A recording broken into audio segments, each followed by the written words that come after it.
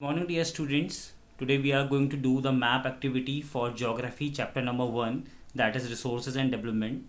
Now see beta, India is a diverse country. India is having a diverse topography, and as we are having the diverse topography, so we are having different types of soil present in our country India. Now we are having forest and mountain soil, we are having alluvial soil, we are having red and yellow soil, we are having black soil, we are having laterite soil, and we are also having arid soil. These different types of soils are required to grow different types of a crop. We can say that India can grow everything beside the sun because different type of crops require different soil, and we are having almost every type of a soil present in our country. So let's start about discussing about these soil. So number one, I am going to tell you about the alluvial soil. We are going to discuss number one about the alluvial soil. Now see this part, Punjab, Haryana, Delhi, Uttar Pradesh, Bihar, some part of Assam, and some part of the peninsular India that you can see Punjab, Haryana, Delhi, Uttar Pradesh, Bihar, some part of Assam, some part of West Bengal also, and some part of peninsular India is rich in alluvial soil. When I talk about alluvial soil, so there are many factors that we have to discuss because in board examination everything will be asked about the soil.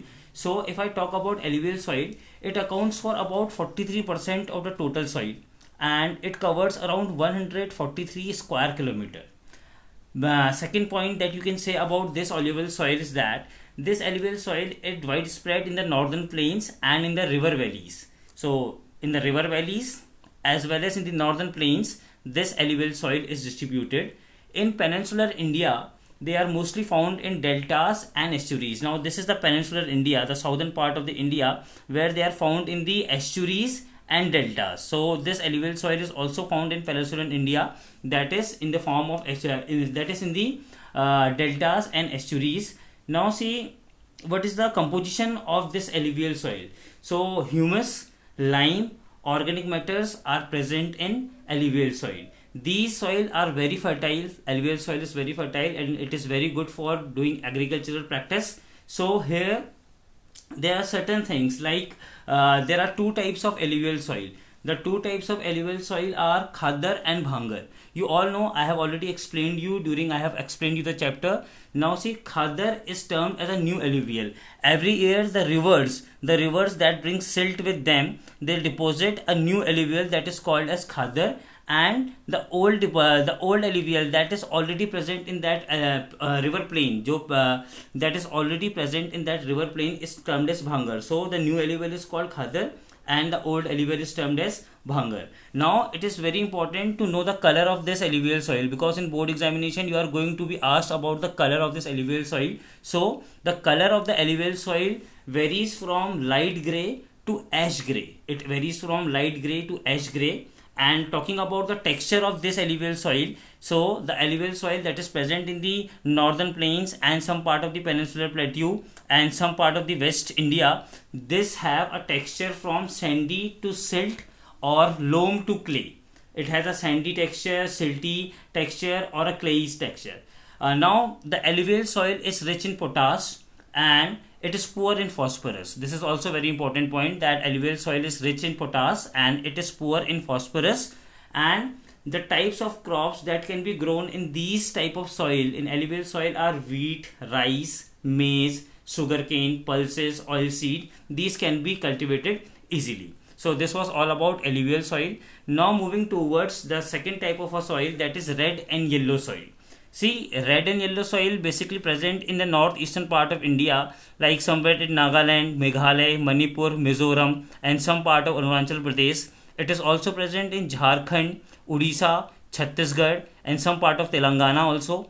Red and yellow soil is also present in Andhra Pradesh, Karnataka, Kerala, and now just have a look after the properties of the red and yellow soil. Now we'll look up the properties of the yellow soil. These were the areas where the red and yellow soil were present. Now see, it is mainly found in area of a low rainfall. Basically in an area of a low rainfall, or where the rainfall is quite average.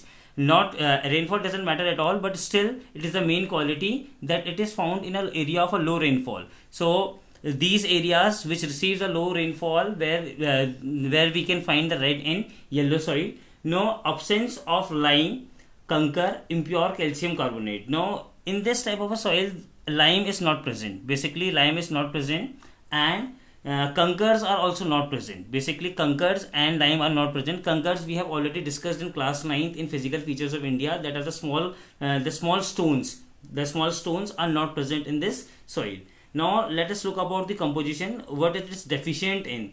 It is deficient in lime. It is deficient in phosphate and deficient in manganese, nitrogen, humus, and potash. So, red and yellow soil is deficient in all these things, and these things are like lime, phosphate, manganese, nitrogen, humus, and potash. If I talk about the color of red and yellow soil, it is red because of ferric oxide.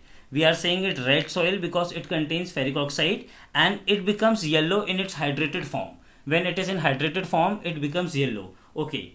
Talking about the texture of red and yellow soil, the texture of red and yellow soil is from sandy to clay and loamy. Either it could be sandy or it could be loamy. So this is the texture. And what type of a crop we can grow in red and yellow soil? We can grow wheat, we can even grow cotton, and we can grow pulses, we can grow oil seeds, we can grow potato, and these are the types of a crop that can be grown in a red and yellow soil. So this was all about red and yellow soil. Now moving forward towards the black soil. Now see, black soil is also called as a rigur soil. Rigur soil and black soil are the common name. Like we can call it as a rigur soil or we can call it as a black soil.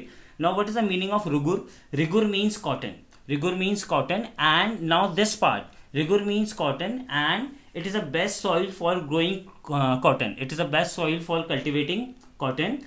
Most of the Deccan occupies by black soil. Now this is the Deccan part of India. This is called as a Deccan Plateau, and this Deccan Plateau is mostly occupied with the black soil. We have black soil in a Deccan part of India, and it can be considered as a mature soil. It can be considered as a mature soil, and we are having some properties of black soil, like it has a high water retaining capacity. It has a high water retaining capacity, and it swells and becomes sticky when wet. When it is wet, it swells and becomes sticky. This is also an important property that you have to write in your board examination. And it is rich in iron, it is rich in lime, it is rich in calcium, potassium, aluminium, and magnesium. So these are the important components that you have to write in your board examination while explaining the black soil. And if I talk about the deficiency in black soil, then nitrogen, phosphorus, and organic matter are not present in black soil. Talking about the color of black soil is deep black to light black. The color of the black soil can be deep black to light black. And talking about the texture of black soil, so black soil is like clay in nature, So this part, Deccan part of India, that basically consists of Madhya Pradesh, Maharashtra, and some part of like Karnataka, Tamil Nadu, Madhya Pradesh, Maharashtra, and these are the parts of Deccan Plateau where we can find black soil, and some part of Gujarat also consists of a black soil. So this was all about black soil. All the composition I have already explained you. Now moving towards the next soil, that is laterite soil. Now laterite soil, you can see a less amount of laterite soil is found in northeastern states near Meghalaya and Tripura. A small amount of a laterite soil can be seen here. I have just marked it with a pen also, a shading portion. The shaded portion represents the laterite soil, and you can see the laterite soil in the coastal area. Like this is a coastal area. Here you can see the coastal area of India also consists of a laterite soil. Plus you can see laterite soil in some part of Rajasthan also. In some part of Rajasthan, in middle, a little part is covered with laterite soil. So let us look at the properties of laterite soil. Now see, what does laterite soil means?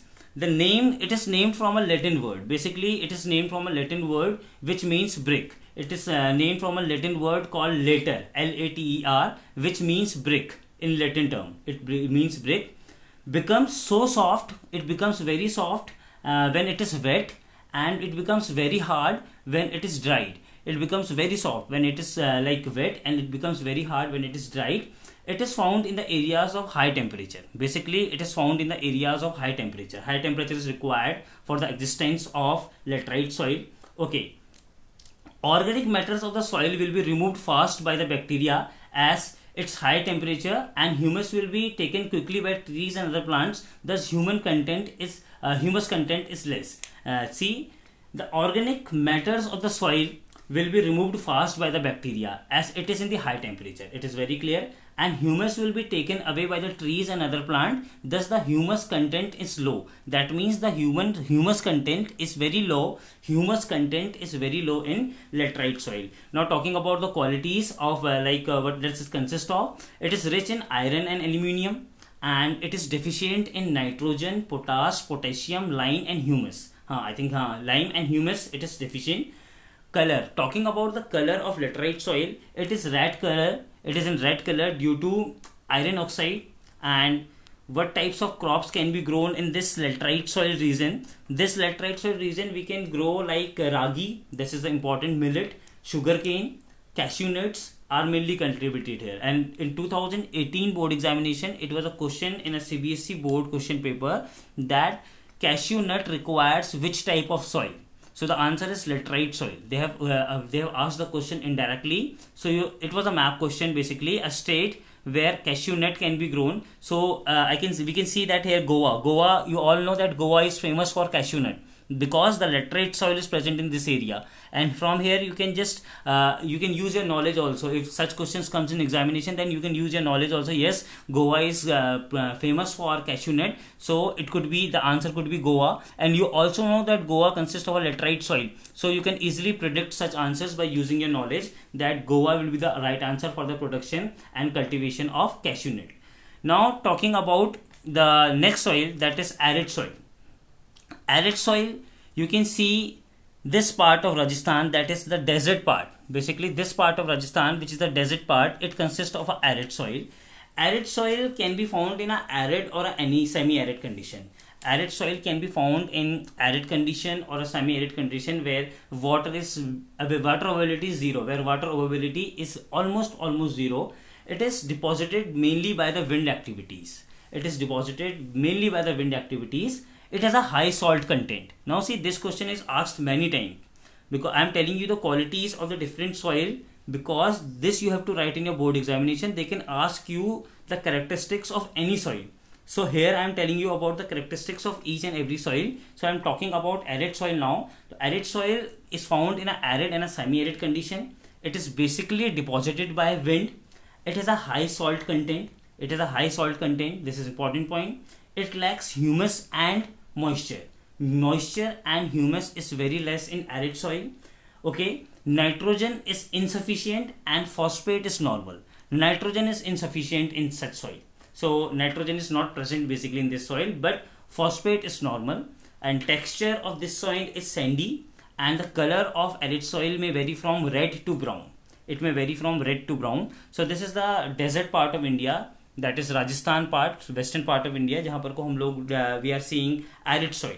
Now comes the last category, that is forest and mountainous soil. Forest and mountainous soil, we all can see that in Jammu Kashmir, Ladakh, Himachal Pradesh, some part of Uttarakhand, basically maximum part of Uttarakhand, Sikkim and some part of Arunachal Pradesh. Now these are the portion of India, these are the parts of India where we can find forest and mountainous soil. Forest and mountainous soil are found in the region of high rainfall. Basically, these are found in the region of high rainfall, and humus content is less. Thus, the soil is very acidic.